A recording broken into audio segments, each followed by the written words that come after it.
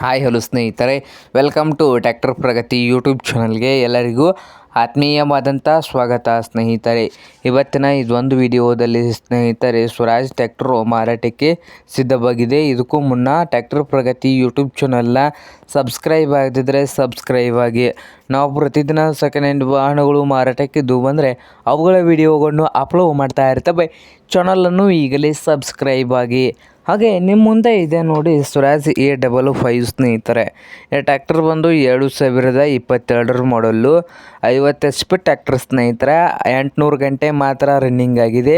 Power steering, oil break, oil clutch, ಹಾಗೆ ಈ ಟ್ರ್ಯಾಕ್ಟರ್ನ 4 ಟೈರ್ಗಳು MRF ಟೈರ್ಗಳು ಇದ್ದಾವೆ ಸ್ನೇಹಿತರೆ.